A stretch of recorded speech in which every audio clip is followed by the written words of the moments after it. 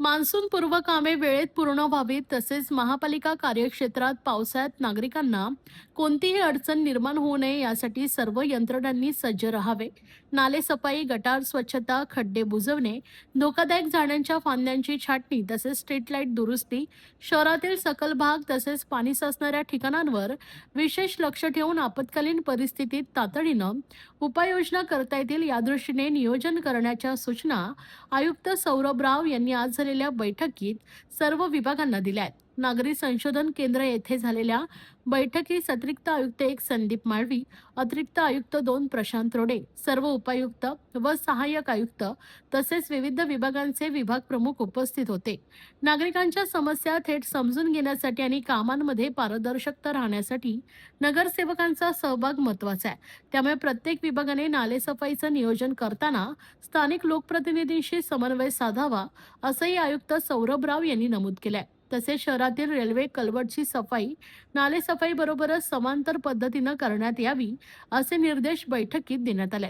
Monsoon कालावधीत pumping station, आपत्कालीन यंत्रणा आणि संबंधित विभागामध्ये समन्वय ठेवून कामे करण्यात यावीत. प्रत्येक विभागाने आपल्या कार्यक्षेत्रात पाहणी करून प्रलंबित कामे लवकरात लवकर पूर्ण करावीत, असंही आयुक्तांनी नमूद केलंय.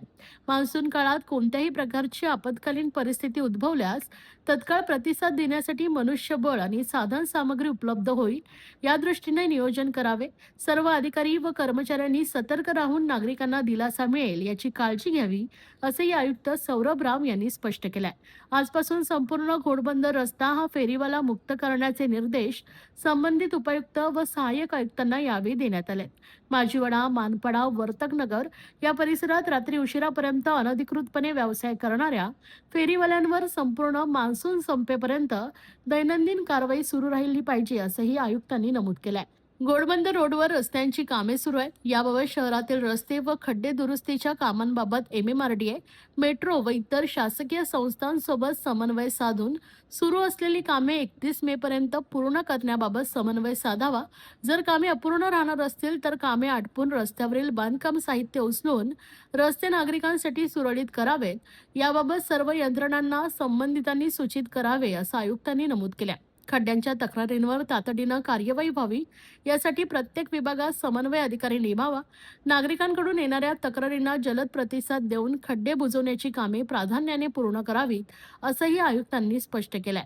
तर शहरातील प्रत्येक विभागातील सखल लो लाईंग एरियाची स्वतंत्र यादी तयार करून त्या ठिकाणी तातडीच्या उपाययोजना राबवण्याच्या सूचना देण्यात आल्या.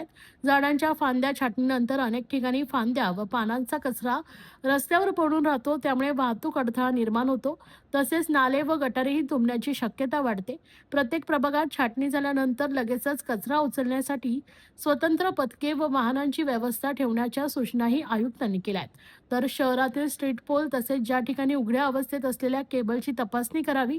तसेच नाल्यामधून ज्या केबल्स गेल्या असतील तर नालेसफाई करताना संबंधित विभागाला अवगत करावे, जेणेकरून नालेसफाई करताना केबल्सला अडथळा निर्माण होणार नाही, असंही नमूद केलं आहे. तर मान्सून कालावधीत सर्व परिस्थितींवर लक्ष ठेवण्यासाठी नियंत्रण कक्ष अधिक सक्षम करण्यात येणार असून आपत्कालीन परिस्थितीत त्वरित प्रतिसाद देण्यासाठी यंत्रणा सज्ज ठेवण्याच्या सूचनाही आयुक्तांनी दिल्या आहेत.